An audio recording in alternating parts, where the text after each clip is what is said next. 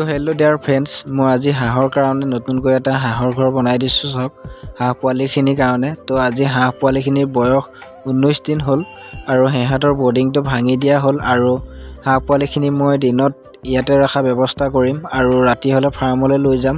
তো আজিৰ পৰা ফাৰ্মত ৰখা হ'ব হাঁহ পোৱালিখিনিক। তো প্ৰায় অলপ ডাঙৰে হৈছে হাঁহ পোৱালিখিনি।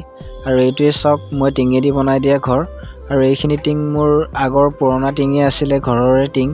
তো এইখিনি মই ধুনীয়াকৈ ইয়াতে কামত লগাই আছোঁ। চাওক, আৰু ধুনীয়াকৈ 4 চলা টিঙেদি মই হাঁহৰ কাৰণে ঘৰটো বনাই দিছোঁ, যাতে হাঁহ পোৱালিখিনি বাহিৰলৈ ওলাই যাব নোৱাৰে। তো সেনেকুৱা ব্যৱস্থা কৰি মই ধুনীয়াকৈ বনাই দিছোঁ হাঁহৰ ঘৰটো। চাওক, আৰু ওচৰতে এটা মোৰ ফিচাৰীও আছে, তো য'ত হাঁহখিনি ধুনীয়াকৈ চৰিব পাৰিব। আৰু পুখুৰী থাকিলে হাঁহ পুহিবৰ কাৰণে সুবিধা হয়।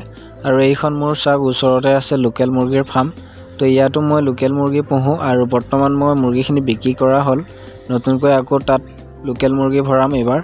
আৰু মই এতিয়া ধুনীয়াকৈ হাঁহৰ টিংখন মাৰি দিছোঁ। তো অলপ পিছত হাঁহখিনি মই ইয়ালৈ লৈ আহিম টিঙৰ ঘৰটোলৈ। আৰু এইখনে চাওক, মোৰ পিছফালে থকা লোকেল মুৰ্গী ফাৰ্মখন। তো ইয়াতো 200-250 পোহাৰ কেপাচিটি আছে। আৰু বৰ্তমান মই লোকেল মুৰ্গী আৰু লোকেল পাতি হাঁহৰ ফাৰ্ম কৰি আছোঁ। তো আজিলৈ বাই বাই, আকৌ লগ পাম নেক্সট এটা মিনি ব্লগত। Bye bye.